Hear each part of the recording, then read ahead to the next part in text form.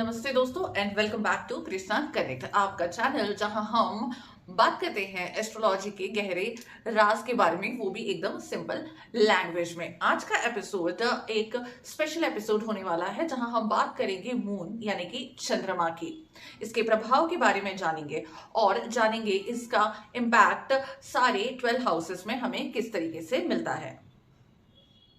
Moon emotion, mind, feeling और inner sky का राजा है and a prime planet in वैदिक एस्ट्रोलॉजी। अगर सन आत्मा है तो मून है आपका माइंड, जिससे आपके थॉट्स, पार्टनर, मूड और रिएक्शन जिस तरीके से हम देते हैं वो बनते और बिगड़ते हैं।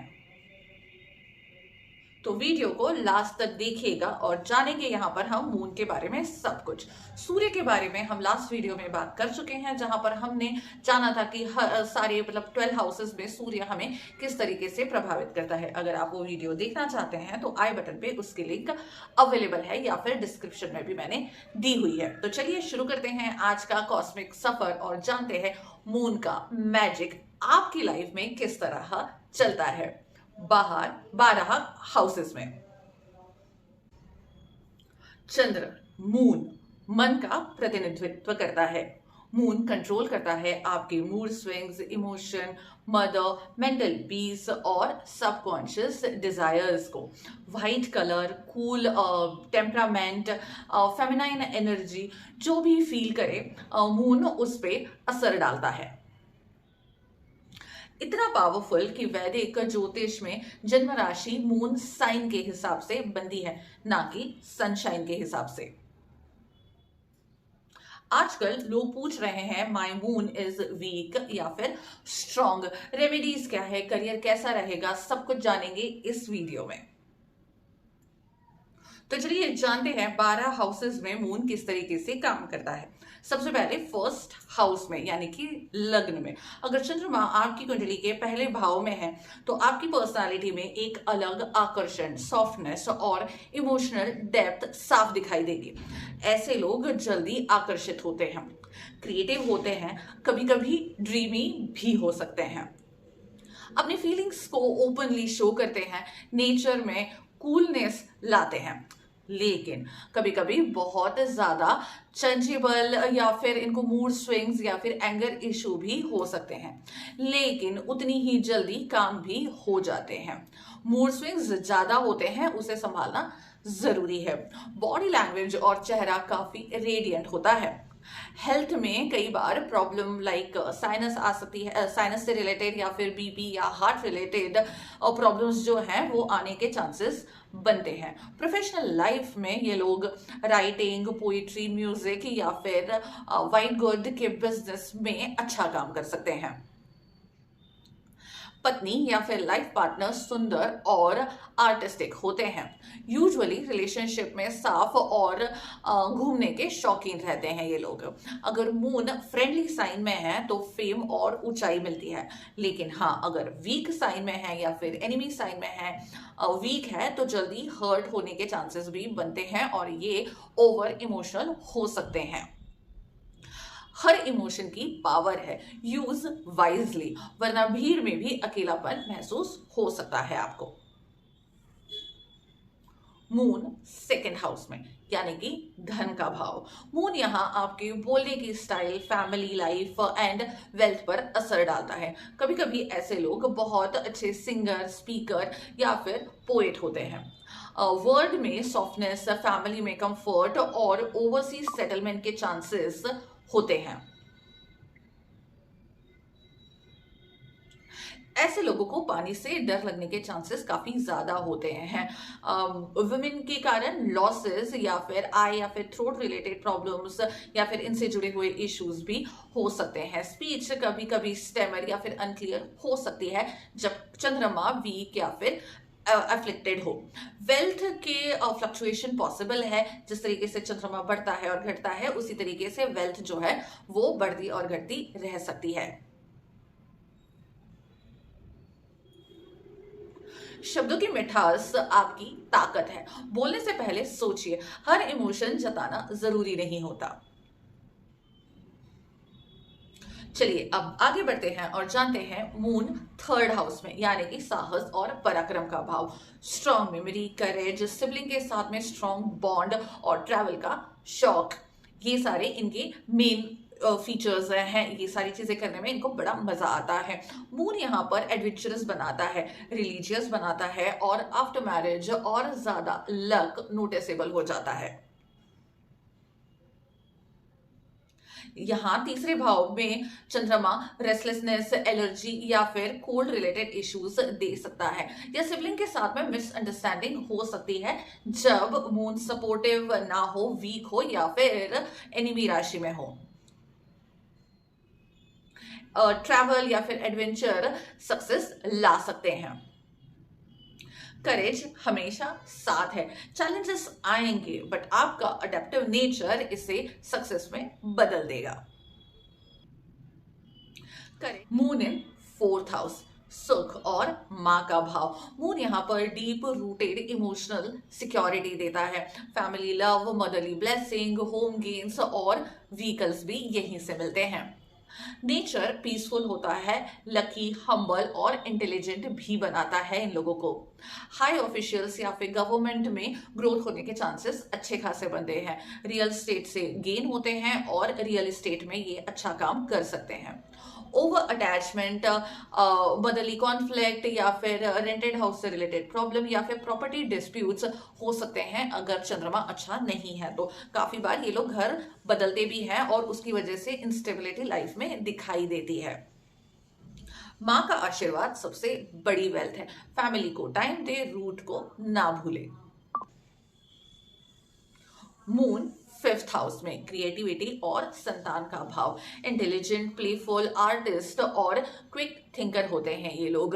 बच्चों के साथ में अटैचमेंट काफी ज्यादा अच्छा होता है। लव लाइफ बहुत अच्छी होती है। डीप इंटरेस्ट इनका आर्ट में, म्यूजिक में और अर्निंग करने का इंटरेस्ट जो है वो क्रिएटिविटी के थ्रू होता है।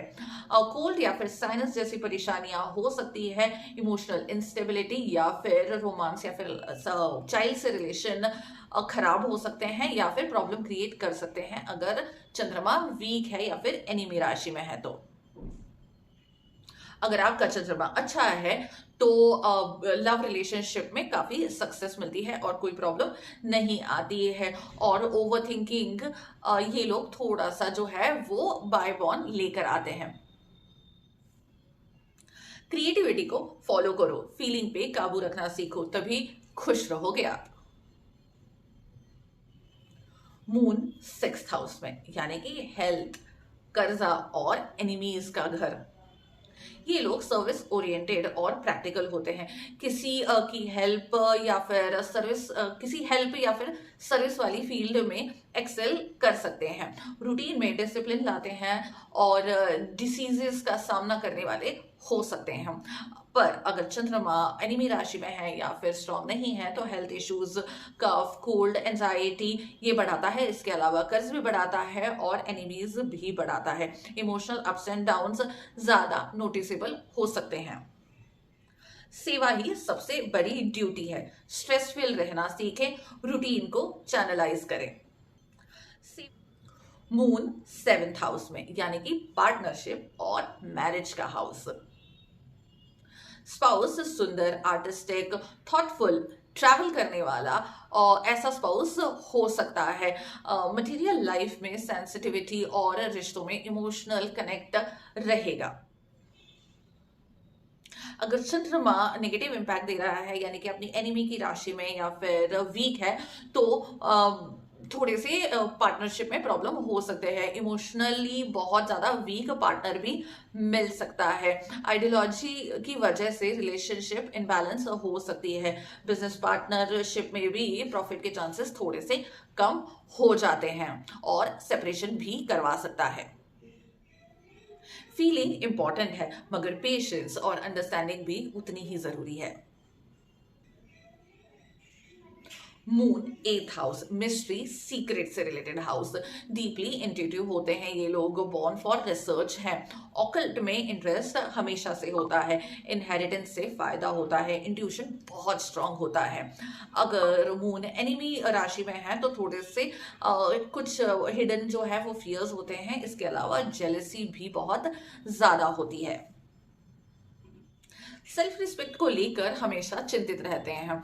हेल्थ में स्कार्स या फिर वाटर का फोबिया जो है वो हो सकता है। शॉर्ट टर्म इलनेस पॉसिबल है। वेल्थ हिडन सोर्सेस से आ सकता है, लेकिन at the cost of emotional peace. गहराई में छिपे रहस्य आपके सही पार्टनर्स है। फियर को फ्रेंड बना लो और ग्रोथ पक्की है। मून 9th हाउस में, यानी कि लक, ड्रामा, फॉर्चून और रिलीजियस माइंडेड, डिवोशनल, ये सारी चीजें इस हाउस से पता चलती है। ये लोग हार्ड वर्किंग होते हैं, जस्टिस लविंग होते हैं, सिंसियर होते हैं नेचर में और बहुत प्यारे होते हैं। सिस्टर के साथ में खास सपोर्ट मिलता है, स्पेशली आफ्टर मैरिज जो है वो लक में बढ़त होती है। मून स्ट्रांग हो तो ड्रामा, मनी, जस्टिस लाइफ में आते हैं, पर वही अगर वीक मून हो या एनिमी साइन में हो तो ऑर्थोडॉक्स इश्यूज आते हैं। लक उतना फेवरेबल नहीं होता और इंटरप्शंस काफी दिखते हैं लाइफ में। फेथ और भाग्य की पहचान, नजर घुमा के देखिए, हर दिशा में सपोर्ट जरूर मिलेगा। मून 10th हाउस में, यानी कि करियर, फेम, सक्सेस, एम्बिशियस और पब्लिक रिकॉग्निशन का हाउस। यहाँ पर मल्टीपल करियर जो है वो चेंज करने की पॉसिबिलिटीज बनाता है। पेरेंटल सपोर्ट रहता है, सोशल स्टेटस भी हाई होता है, specially in career related to women आपको ज्यादा ग्रोथ मिलती है। लिक्विड्स, वाइट आइटम या फिर पब्लिक वर्क में भी आपको अच्छी सफलता मिलेगी। वहीं अगर मून आपको नेगेटिव इंपैक्ट दे रहा है, यानी कि एनिमी राशि में है, तो लोन्स बढ़ सकते हैं, फेम में इंस्टेबिलिटी रहेगी, करियर में भी इंस्टेबिलिटी देखने को मिल सकती है और वुमेन्स का सपोर्ट नहीं मिलता है। इनफैक्ट उनसे परेशानियां ही आने के चांसेस बनते हैं। स्पिरिचुअली अलाइंड रहना उतने ही ज्यादा आप शाइन करेंगे। काम को पूजा मानिए, मून का फ्लक्चुएशन को भावनाओं से नहीं एक्शन से काउंटर कीजिए। मून 11th हाउस में, यानी कि गेन्स और नेटवर्किंग का हाउस, मल्टीपल इनकम सोर्सेस होते हैं, विमेन फ्रेंड्स या फिर फ्रेंड सर्कल सपोर्टिव होता है, गेन्स और फेम मिल सकता है, आर्टिस्टिक वर्क कर सकते हैं, पॉपुलैरिटी एंड लॉटरी में लक अच्छा होता है। वहीं अगर मून नेगेटिव इंपैक्ट दे रहा है, यानी कि एनिमी की राशि में है या वीक है, तो इंस्टेबिलिटी होती है डिजायर फुलफिलमेंट में, बिजनेस में लॉसेस लेकर आ सकता है या फ्रेंड्स की वजह से डिसअपॉइंटमेंट पॉसिबल है। काफी सारे लोग धोखा देकर जा सकते हैं। अगर मून अच्छा है, पॉजिटिव है, तो अच्छे खासे गेन यहाँ पर आपको करवाता है, वरना फ्लक्चुएशन इन इनकम हमेशा रहती है। आर्ट, फ्रेंड्स और अच्छा फॉर्चून एक साथ संभालिए, इच्छा शक्ति को कंट्रोल करें। मून इन 12th हाउस, मोक्ष और लॉसेस का हाउस, एक्सपेंडिचर का हाउस, स्पिरिचुअल, लोनली, एंटेटिव और चैरिटेबल हो सकते हैं। कभी कभी ये लोग काफी सीक्रेटिव भी होते हैं। फॉरेन में जाना या फिर ट्रैवल करना इनको पसंद आता है, सोशल वर्क भी इन्हें अच्छा लगता है। अगर मून नेगेटिव इंपैक्ट दे रहा है तो ओवर स्पेंडिंग हो सकती है, एंजाइटी और मेंटल हेल्थ से रिलेटेड अप्स एंड डाउन्स आते रहते हैं, loneliness, anxiety, water related health issues ये आने के चांसेस बनते हैं अगर मून एनिमी की राशि में है या फिर वीक है तो। जॉब और प्रोफेशन में सडन ग्रोथ मिलती है, क्रिएटिविटी से बनी आइडेंटिटी है, पर डिटैचमेंट की टेंडेंसी स्ट्रांग रहती है अगर मून आपका 12th हाउस में है तो। Spiritual growth, charity and donations जो है सब बैलेंस करना ये जरूरी है। खुद को लाइफ से डिस्कनेक्ट मत कीजिएगा। आजकल ट्रेंडिंग है मेंटल हेल्थ, सो मून की स्थिति चेक करें। If feeling too moody, anxious या फिर अलोन, रेमेडीज होती हैं इन लोगों के लिए, जैसे कि चंद्र यंत्र, पर्ल, इसको ये धारण कर सकते हैं, या फिर 2 मुखी रुद्राक्ष धारण कर सकते हैं, मेडिटेशन कर सकते हैं या ध्यान कर सकते हैं। 2025 में divorce, career shift, health issues बढ़ रहे हैं। मून का रोल इंपॉर्टेंट है और समझना जरूरी है। क्या आपके बर्थ चार्ट में चंद्रमा की स्थिति मजबूत है, या आपको भी मूड स्विंग्स, इमोशनल स्ट्रेस महसूस होता है? मुझे कमेंट में जरूर बताइएगा। अगर ये वीडियो अच्छा लगा तो लाइक करना मत भूलिएगा, और हाँ, चैनल को सब्सक्राइब कर दीजिए ताकि ऐसे ही एस्ट्रोलॉजिकल इनसाइट्स जो है वो मिलते रहे। बेल आइकन को प्रेस कर दीजिएगा ताकि नेक्स्ट वीडियो का नोटिफिकेशन जो है वो आपको मिल जाए। और हाँ, लास्ट वीडियो चेक करना मत भूलिएगा, जहां आपको पता चलेगा कि आपकी सूर्य की पोजीशन आपके बारे में क्या बताती है। आपका मून आपका मिजाज बदल सकता है, सो जुड़े रहिए। और हाँ, अगर आपको जरूरत है पर्सनल गाइडेंस की, या फिर कोई भी चीज को जानना चाहते हैं आप आपकी कुंडली के हिसाब से, तो मुझे कनेक्ट कर सकते हैं। इंस्टाग्राम पे डीएम कर सकते हैं, व्हाट्सएप पे मैसेज कर सकते हैं। सारी डिटेल्स डिस्क्रिप्शन में और स्क्रीन पर अवेलेबल है। तो चलिए मिलते हैं अगले वीडियो में ऐसे ही किसी इंटरेस्टिंग टॉपिक के साथ। तब तक के लिए हरे कृष्णा।